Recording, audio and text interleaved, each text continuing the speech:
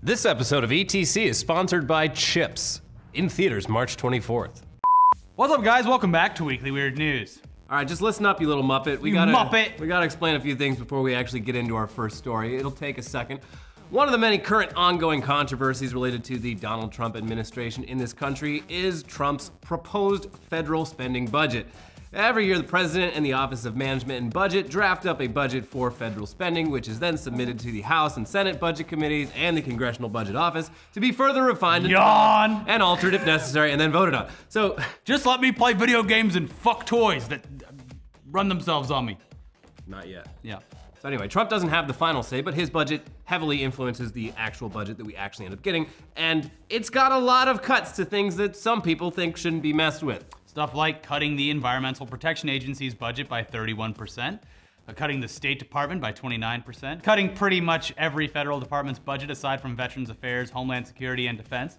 Sure. Then there's the cuts to community grants that help fund programs like Meals on Wheels, and other similar cuts that would eliminate federal funding to small independent agencies like the Corporation for Public Broadcasting. Oh, what's that?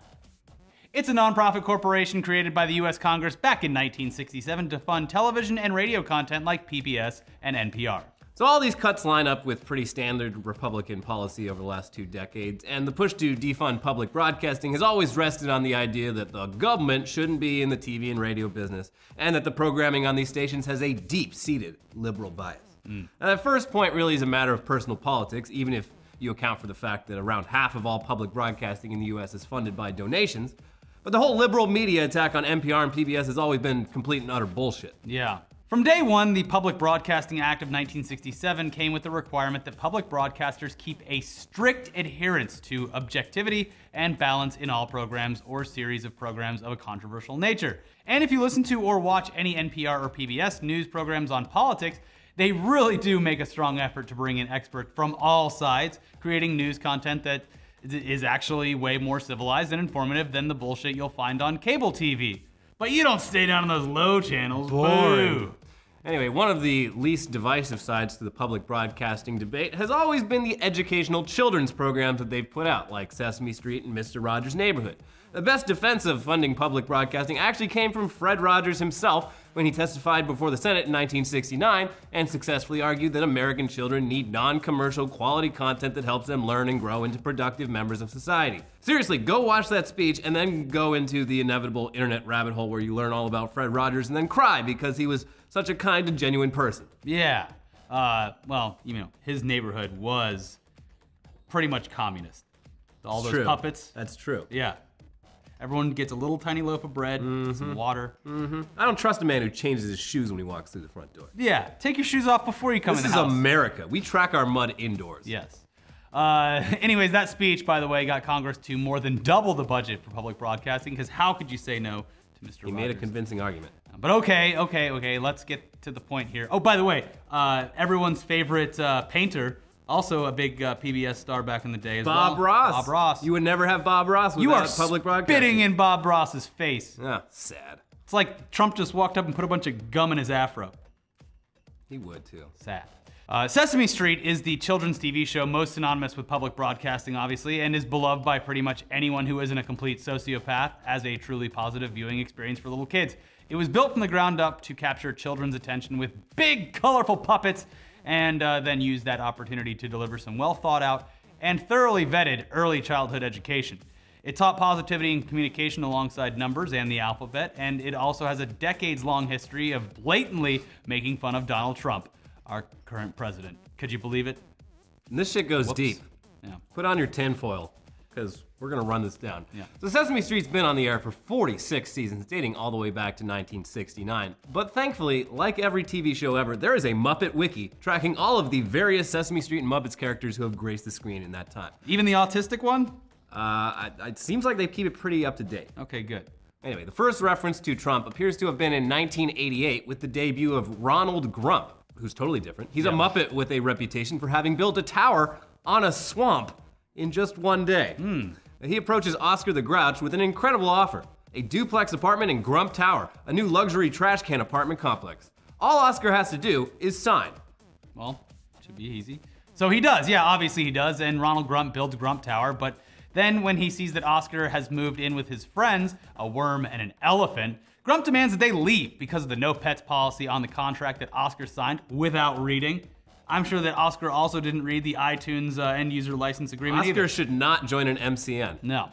Oscar decides that he wants out of the deal, but because of the contract, Grump demands 40 bags of trash, Oscar's entire trash savings, as a penalty. Hashtag sad. This, of course, makes Oscar quite distraught over the situation he's gotten himself into, but luckily, all of Oscar's friends from the neighborhood come together to pay off the 40-bag penalty. Not really out of any love for Oscar, mostly just so Grump will leave their neighborhood. Yeah, they really don't like him. Plus, everyone has trash laying around. Yeah. So for kids, this was a lesson about not getting swindled, not making agreements without thinking it over, helping out your friends when they're in need, and saying thank you when people help you out. For kids. Parents, though, this was all just a blatant joke about Donald Trump and his father, Fred Trump, and their long-standing reputation as brash, overconfident real estate developers with a reputation for housing discrimination and using illegal tactics to get renters to move out, like cutting off their heat and electricity. Look it up. But please be aware that this is long before he ever appeared as a political figure. That's what's funny. They weren't. You know, people fucking hated this guy for decades, right? Like Yeah. that should be well known if you're watching this. He was not a political figure. They were just making fun of a guy. Yeah. And now it's real awkward. A generally terrible person that not a lot of people actually liked. Anyways, Ronald Grump might have been run out of Sesame Street in 1988, but he returned 6 years later, this time having transformed into a human played by Joe Pesci, who at the time was on a tremendous wave of acting roles in movies like Goodfellas, My Cousin Vinny, Lethal Weapon 2 and 3, and who could forget Home Alone 1 and 2. It was Pesci's golden era. Yeah, he was also in the Michael Jackson movie Moonwalker. He was. Yeah. This time it wasn't just Ronald Grump appearing in a regular old episode of Sesame Street. This was the show's 25th anniversary special, and it was packed with cameos from big Hollywood actors. The premise of the episode was a bizarre prediction of what would happen 23 years in the future. Ronald Grump was shutting down Sesame Street, demolishing the whole show to build Grump Tower, now an actual building, not just a stack of trash cans. It's gonna be a big, beautiful tower. Again, Grump pitched the new development to the residents of Sesame Street like a carnival barker selling snake oil. But as soon as they start asking questions, he loses his temper and storms off, telling them they've got 2 weeks to pack up and leave. The Sesame Street crew gets despondent about the news, and they use it as an opportunity to look back on happier times, triggering a bunch of classic Sesame Street clips. Later, Grump returns with a scale model of Grump Tower, and Elmo tells him that if he just understood all the good things that have come out of Sesame Street, he wouldn't actually build the tower. Cue another montage, and then back to Grump, who tells Elmo and the gang that he is disgusted by their sentimentality, and then he yells at them to get packing. Benny the Rabbit then approaches Trump to try to get on his good side so he can get a high-paying job as doorman at Grump Tower, but Grump tells Benny that Grump Tower is going to have a robotic doorman with no wages, no overtime, no attitude. Now that's progress. Okay, this is getting a little spooky now. Did Sesame Street know that 23 years later, automation would be the biggest threat to the American worker? How much did they know? And when did they know? And who was telling them this? Government funding? Anyway, later, Telly the Purple Muppet sees an ad for It's just the Purple Muppet? I had they to represent Google things? it as, Telly, I don't know. He's Telly. His Telly, name's it's based off the guy from Kids that goes around and fucks people and gives them HIV, right? Oh, they did have the same name. Yeah. Anyway, later on, Telly, the Purple Muppet, he sees an ad for a tough guy helpline. He calls the number, and John Goodman's on the other line, helping him deal with Grump by teaching him a few intimidating phrases like, make my day. But when Telly tries to use those phrases on Grump, Grump pushes Telly onto the ground and informs him that he calls the tough guy helpline every morning. Under a pseudonym to give them PR about his company. And then Julia Louis-Dreyfus, playing a news reporter, decides to help Sesame Street fight against Grump by calling up a lawyer friend of hers. But as soon as that lawyer finds out that she needs him to take on Grump, he gets scared and makes an excuse to not help before hanging up. I don't want to try to sue him. Later on, litigious. later on, after another montage, Big Bird and some Sesame Street humans talk about all the things they've learned on Sesame Street, like counting and numbers, and they decide to fight back by leading an anti-Grump protest march around the neighborhood so they can let the world know how they feel. So if you've been wondering why all these gosh darn heckin' liberals have been marching so much lately, they probably learned it from Sesame Street. Liberal bias, I'm telling you. Anyways, in the end, what proves to be Grump's undoing is a poor understanding of the law, as Grump can't legally evict Oscar from a public street. Jesus Christ, this is scary that how much it's lining up with reality. Sort of like, obviously, both of Trump's attempts at Muslim travel bans. They've been struck down by federal judges for being illegal as well. This is all happening. So by the way, there's a few leaked clips out there from behind the scenes of the making of this episode showing Joe Pesci being his signature foul-mouthed self during rehearsals, telling Benny the Rabbit that if he didn't have those big teeth, he could probably give a good blowjob, and he also calling him a gay slur. Yeah. And he also spits on Elmo and makes loud requests that all children be removed from the set during his scenes with the Muppets because of the pressure to censor himself. That rabbit was played by none other than Billy Bush. Yeah, he never talks directly about grabbing women by the pussy, but the parallels here are really fucking strange. Yeah. Hey, why don't you give Big Bird a hug? You know what that beak do, right? Watch out. Beak do. Anyways, 11 years later, Trump was again parodied on Sesame Street in a segment called Grouch Apprentice, where another grump, this time Donald Grump, sits at an executive trash table with Oscar and the rest of Sesame Street's homeless population, where they sing about how he has the most trash before he fires a few of them in his contest to see who can be his helper. Anyways, Elmo shows up, and because he's the most innocent and kind-hearted resident of Sesame Street, he agrees to compete in Grouch Apprentice because Grump needs a helper, and Elmo loves to help. Yeah, so Elmo happily completes various challenges for Grump, outperforming other contestants who waste time arguing with each other. But Grump fires him anyway, because he's too helpful, and is helping out of the kindness of his heart rather than greed, which bewilders Grump. Elmo finally agrees to leave, though, in exchange for Grump's orange wig, which Grump hands over before putting on his own backup orange wig. He's got a lot of them. He's got him. Anyways, could this all explain why President Trump is trying to cut funding to public broadcasting? He is known for holding grudges, and this would certainly be a long-standing grudge. If that's the case, bad news, Mr. President.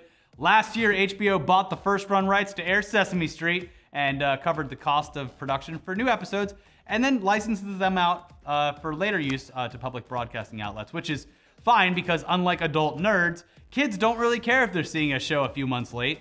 Not a big deal. Yeah. The lessons are still there to learn. So even if all public broadcasting in America were to disappear today, Sesame Street would still be around. And by extension, Ronald and Donald Grump. And you know what? They might double down on these characters soon. And also, like with most things that Trump decides to go up against, I'm sure they're getting a lot more donations recently than they ever have. Meals on Wheels, a perfect example. ACLU, Planned Parenthood, all doing great because of donations. The man's kind of a blessing in disguise. Yeah. For a lot of causes. Yeah, he does the inverse of whatever he's trying to do always. Yeah. Yeah, just keep inversing him. Yeah. Anyway, speaking of great TV though, local non-public news shows are pretty starved for content these days. Stop talking about Trump. Decades ago, they had a monopoly on people's attention, but that's simply not the case anymore with all these iPads and doohickeys. Yeah. So they're usually pretty happy to feature literally anything interesting to cut out the monotony of traffic and weather. Which explains why the strongman duo of Chop and Steele have managed to make appearances on 3 different local news shows recently, showing off their completely made up and non-existent strongman skills to bewildered local news anchors too confused and too nice to call bullshit live on air. Yeah, it's like the Ryan Gosling impersonator all over again. They're too polite. Anyways, Chop and Steele have appeared on local news programs in Eau Claire, Wisconsin, Bismarck, North Dakota, and Allentown, Pennsylvania, demonstrating their physical prowess through demonstrations like lifting tires together, lifting bricks together, dueling with tennis rackets, breaking twigs, and stomping on wicker baskets. And no, they're not for real. These guys are the guys behind the Found Footage Festival, a film festival consisting entirely of weird and obscure videos found on VHS. It's lots of instructional videos and corporate videos and local access content. It's basically like a real-life Tim and Eric show, so good promotion. They make good stuff. I miss the guys that used to come to my high school and rip phone books in half and tell you how Jesus was cool. What? Yeah, that used to happen. At a public school. Florida. Things are a little bit different down in Florida. Yeah. Wow. They used to, in a complete like, I went to a Catholic school and we never had a guy break a fucking phone book. In a complete I feel ripped off. Opposite end of that, I remember libertarians coming to the school and having no problem speaking in front of classes and telling them, like, they used to come and be like, hey, you guys, like, hey, I know your teachers can't talk about it, but we're not gonna say you should smoke pot, but we're all for marijuana legalization. And I remember this happening in fucking public school. I'm like, while you're also doing like the DARE program? Well, I was straight edge at the time, so I'm like, fuck you, Triple X motherfucker. Yeah. Anyways, these two guys, Joe Pickett, who plays Chop, and Nick Pruer, who plays Steele, they basically just did all this for the laughs just to see what would happen, which is always a great reason. Yeah. They drafted up a bullshit press release that lists a non-existent tour and non-existent appearances on America's Got Talent, They submitted to various local news shows across the country, and they got booked on 7 of them pretty much immediately. This is literally fake news. Yeah. Zero vetting. Though after they did the first 3, they backed out of the rest, having done enough. Okay. We got the footage. Yeah. These same guys were also behind a similar stunt a few years back where they got their friend on a local news show under the pretense that he was a yo-yo expert named Kenny Strasser, aka K-Strass, despite clearly having no yo-yo skills whatsoever, just swinging several yo-yos around at once like a Stone Age weapon before tripping and falling from dizziness. It's some wonderful intentional cringe, but there's plenty more shit like this that isn't intentionally bad, just genuinely bad, over at their website, foundfootagefest.com. They got a lot of stuff. What's the other one? Everything is Terrible? Yeah. Yeah, a lot of great websites with just archives of video crap. Anyway, if you're looking for an uncomfortable video that's 100% real and also fresh and new, have you seen this goddamn huge chicken? I didn't believe it at first. I didn't thought either. it was a little man in a suit. It's been all over the internet the past few days, and it's fucking massive. Yeah. At first it sticks its head out of the chicken coop and you're like, okay, yeah, it's not that big. That's just a chicken, guys. But then it fully steps out and holy fucking shit, that thing is huge and it's terrifying. All I could think was how delicious the chicken wings would be.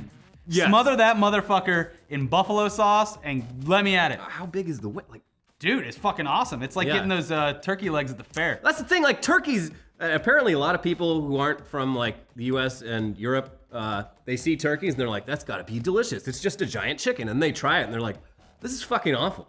It's not that bad. It's just, I'm getting sleepy just eating it. Yeah, that tryptophan is a myth. Anyway, this is the clearest proof yet that birds did in fact evolve from dinosaurs. You can't deny it anymore. That's basically a velociraptor with wings. Delicious wings. Them dinosaur Yeah, wings. ooh. Of course, as soon as this video surfaced, there were accusations of fakery. We've all seen chickens, and that is no damn chicken.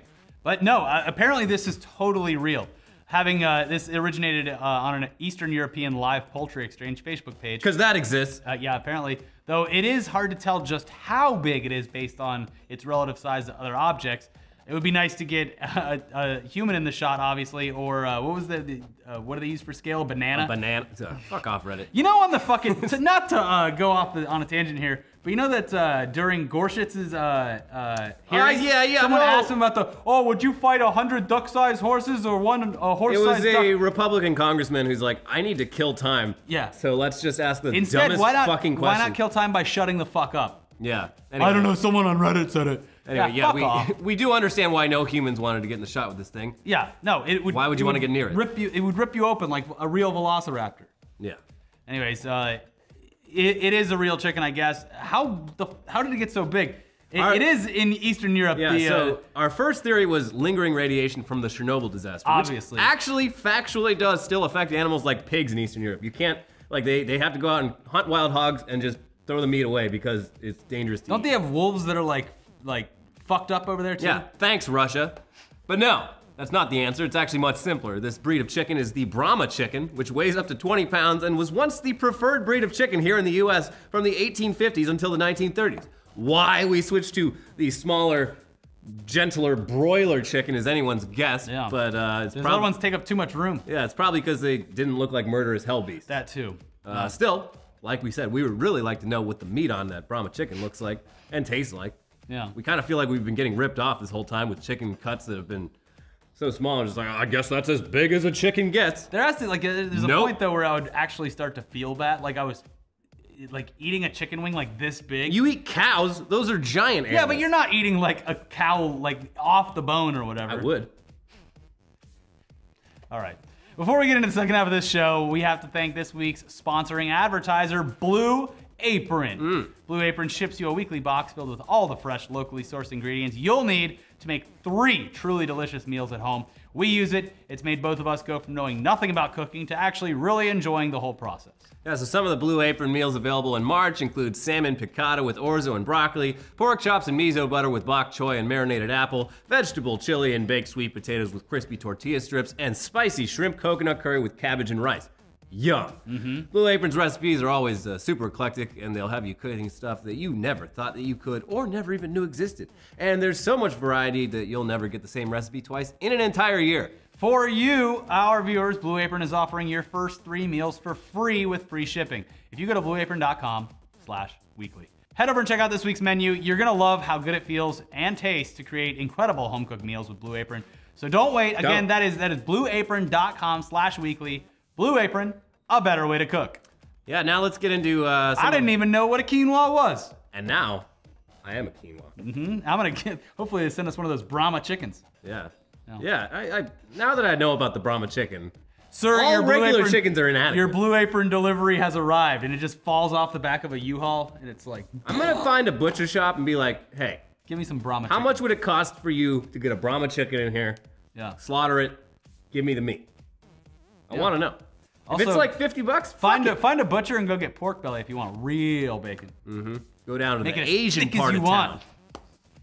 Anyways, here's some headlines for you guys. These are all real headlines that came out this past week, starting with this poorly poured Guinness sparks international furor for Vancouver Cafe. Did you hear about this? Nope. There's a cafe. Oh, was it on St. Patrick's Day? Yeah, a cafe in Vancouver was advertising their St. Patrick's Day meal. They're like, oh, come on down. And with this really arranged, well-lit shot of their St. Patrick's Day platter. But the Guinness had no head. Uh-oh. It was dripping all over the edge of the glass. Well, that bartender obviously didn't go to the brewing company in Dublin and get certified. No. And the guy was like, oh, I thought, usually with lagers, you like to see the foam coming down. And people were like, and then it got all over Irish Twitter and Facebook, and they were just like, we need to do something about Vancouver. And then they all went there and fought them this. And then but it got a lot of attention. But all they had to do was hold their heads down because they're all leprechauns. Nah. You can't get me. They redid the photo shoot with a better pour, and then they offered a deal for anyone in Vancouver or anyone who came by with an Irish passport. They would get a free beer, a free shot of whiskey, and some free food. So it worked out. They're not gonna be happy. They're gonna, this corned beef tastes like shit. Well, why'd you leave Ireland then? Because there was no potatoes. Famine. Let's move on. A titanium ring stuck around a Dublin man's penis was removed using an angle grinder. Well, obviously, that guy's having a real bad week because first he got his dick trapped on something, and second, someone poured a Guinness completely wrong. Yeah. Well, finally, something to take my mind off this cock ring. Yeah, the swelling was going down. They were almost about to remove it. Then he saw that pour. And shit! And then it popped off. Yeah. Hit someone in the face. It's like if you're gonna wrap anything around your dick, titanium, you're really throwing caution to the wind there. They tried every tool in the hospital. They had to get out an actual fucking angle grinder that you use at construction sites. Wouldn't that fucking melt his dick? Doesn't metal heat up? They managed to slide a sheet of fireproof something underneath it. Apparently can he's you fine. please go flaccid for us? You're not doing yourself any favors by constantly remaining hard. The next time you put a ring around your dick, try plastic. Well, I guess that's the point, right? Because it keeps your dick hard. I guess you can't really keeps it hard forever, and then you lose your dick. Yeah, then it turns purple and it falls off. It's bad. Luckily, we all know that humans grow another dick. It's like a lizard's tail. Yeah, no. So, once you lose it. No. Yeah. You only get one shot. Do not miss your chance to blow. Your penis opportunity comes once in a lifetime. Yeah, mom spaghetti. And do not lose yourself. Okay, moving on. A U.S. ally shot down a $200 drone with a $3 million Patriot missile. And that's why we need more military budget. Yeah. If we're gonna be spending $3 million every time we want to shoot down a fucking Toys R Us drone, they bought it off Amazon, first of all. Second of all, we actually lucked out in this situation because the country is down one Patriot missile and they need to buy another one. That's true. It wasn't us. It wasn't us, it was an ally, yeah. Yeah, they didn't reveal who, but... Oh, whoa, we're just sending $200 drones over there for them to shoot down, $300 million a pop. That's how we're gonna fix the budget. It's the old rope-a-dope. Yeah. You sell Patriot missiles to other countries, and then you fly buy fucking DJI drones over there. Uh-oh. Uh-oh, you better take it down. Looks like you're running low on Patriots. That'll be $3 million. $300 million. Oh, yeah. There you go. Yeah. Solved. Indian engineer named Saddam Hussein cannot get a job. Just change your name. What are you doing? He's trying, but in order to do a name change in India, it takes a lot longer. Yeah? America is one of the few countries where it's easy to do a legal name change. Everywhere else, it's just it's not easy. Well, I hope he gets that worked out. He must be working on that for a long time, because Saddam Hussein's been unemployed for 5 years. He's like, all my friends from engineering school all have jobs. I've done 40 job interviews. No one wants to hire me. Make up a pseudonym. Yeah, or just pull yourself up by your bootstraps, Saddam. Yeah. Stop blaming other people for your problems. This is why Trump won. Moving on, Jeff Sessions says marijuana is, quote, only slightly less awful than heroin. He's got a point. I injected several marijuanas last night and Almost died. Almost, yeah. I started dosing off there for a minute. Yeah. Had to get, revived with a shot of coffee to my heart. It's like you smoke too much weed, you get too hungry, eat too many donuts, and die of diabetes. Yeah. It's gonna happen. It's the greatest trick the devil ever pulled. They don't count that into the marijuana deaths. Mr. Sessions has a point. Yeah. But no, he's a fucking idiot. Yeah, they're gonna. Could you imagine, like, I guess you could imagine because people have been protesting already, but like repealing all of what's been done over the past 15 years with marijuana regulations, stoners would get very upset, go to their front doors, and then go, oh, fucking going outside, that sucks. I'm just gonna stay here. Mm-hmm. And then they really showed him. Speaking of marijuana, and putting this further in perspective, marijuana raids are more deadly than the drug itself. Well, yeah, duh. Yeah. Yeah, around the drug kills around zero. people have died from marijuana since 2010. Yeah, and, so even one death would be 100% increase. A lot more people have been killed in SWAT raids. Yeah, and dogs. Yeah, a lot of collateral damage. Families torn apart. Mm-hmm. Prisons that are for profit being filled up. Just listen to that System of a Down song. Yeah, you'll get it. Which one? All of them? All yes, of them. Please. Yeah. Satanic Temple billboard condemns corporal punishment in Texas schools. Out there fighting the good fight. Yeah. This is the one that's like not actually worshiping Satan. It's just more like a agnostic atheist group that likes to be edgy. I love it though. The edgelords? Because apparently in this town in Texas where they put the billboard up, corporal punishment's still perfectly fine in school. I mean, how are the kids there? They come out with more respect for their elders or what? I don't know. It would be hard for me to respect an elder that spanked me in high school. I don't know. I respect my dad. He spanked me. I respect my dad, but I live 3,000 miles away from him. Yeah, well, they don't make paddles that long, so. Can't spank me if you Can't spank me if we move across the country. Well, I don't know. We'll have to find the statistics on that. I'd be interested to see whether these kids getting beat beat real hard by their principals and teachers. Maybe they're snapping I to need attention. to see the data. Yeah. Common sense is not going to get me through this one. Nope. The problem is kids aren't in factories at like 12. Yeah. Gotta learn respect. Used to be humbling. Yeah. Anyway, on to some sports headlines. Manny Ramirez gets unlimited sushi as part of his Japanese baseball contract. Oh, good for which him. is fucking awesome. Yeah. But he's gonna get that, what do you get, gout? Mercury poisoning from fish. Yeah. I mean, the man's like 40, he retired from the MLB 2 years ago. He's basically like, it's the best job in the world when you're a retired athlete and then they fly you out to another country. They're like, just play a little bit more. Yeah. All right, but give me sushi for every meal. I can't, my gout.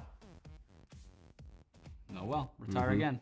Floyd Mayweather struggles to control pet tiger in busy hotel room. Yes, he has a pet tiger, because it's Floyd Mayweather. He was like, he watched The Hangover and he was like, you know what, Mike Tyson's onto something. Yeah, I mean, I don't think he realizes movies are fictional. He definitely can't read. He was challenged by 50 Cent to a read-off, and he declined. So, interesting fellow, that Floyd Mayweather. I do hope he fights Conor McGregor, whatever. I think you had it right the first time. Conor or Colin McGregor, please take him up on the fight. He's very good at dodging punches. Yeah, it's boring to watch. But hey, at least he's got a full-grown tiger as a pet.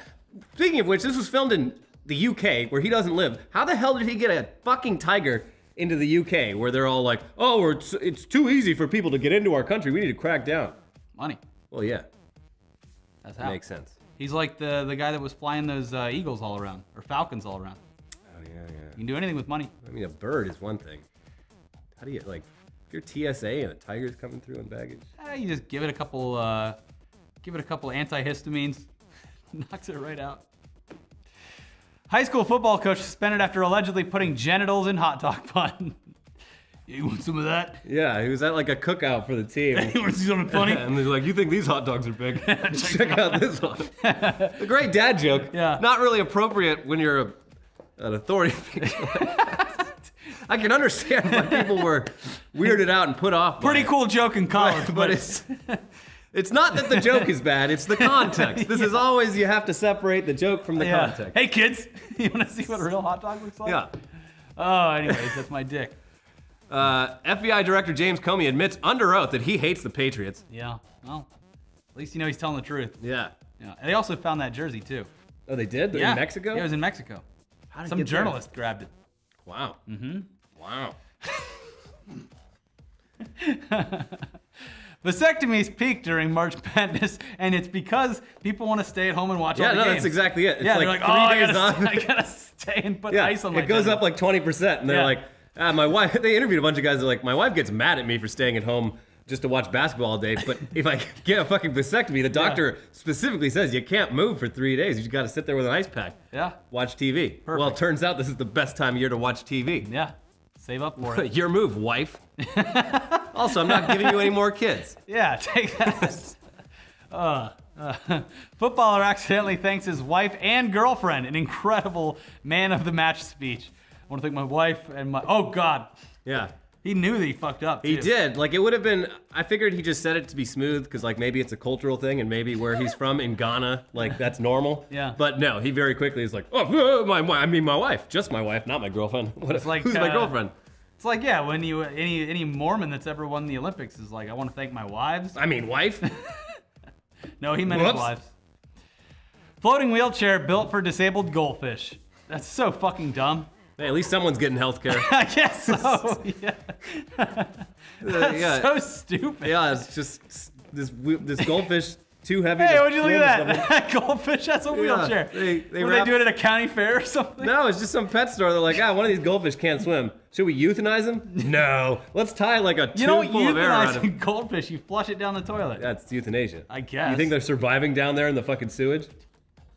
I mean, we've all seen movies where that happens. Sorry, kids, your goldfish is dead. Japan's elderly offered funeral discount to stop driving. Okay. This is great. That's a great idea because old people suck at driving. They're terrible. Yeah. Doing it to cut down on old people fatal accidents. Every year after you turn 65, you should have to take the driving test again. Yeah. No, I've seen some bad hombres on the road. Yeah. And people. I've just seen old people of all races. I'm stuck in this hole that I'm digging. They're all old and they're bad at driving. Yeah, they're all terrible at driving. You can't trust someone that's that old, no matter what race they are. I mean, my grandma... driving around a 2,000-pound death machine. My grandma is still driving at 90. It's a bad idea. But she at least has the, like, self-awareness to, like, only drive, like, 2 blocks away to go to church. That's like you're like the person that's like, well, I mean, I was above the limit, but the house is only 5 blocks away. You can do a lot of damage in 5 blocks. I'm not saying it's a valid argument, but... Now we need to go look at the statistics for Florida. That's where all the old people drive. That's true. It's real probably bad. Mad Max out there. Anyway, final headline. Africa trade meeting has no Africans after U.S. visa denials. Yep. Sorry, have your meeting in Africa if you love Africa so much. Why do you want to have it here in America? Yeah. Well, good I can't even pronounce these countries. Put them on the list. Yeah, and they were like, I mean, usually every year we do it, there's like 40% people get denied, but this year it was 100%. Yeah. So, well, fun times in America. Anyways, that's the end of our show this week. Watch our new episode of Tech Tuesday where we referenced it earlier, but you can very soon you'll be able to buy a fleshlight that does all the work. Yeah, it does all. Just sit back and relax.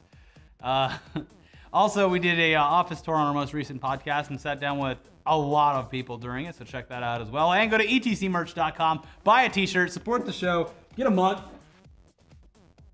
All this and more, etcmerch.com.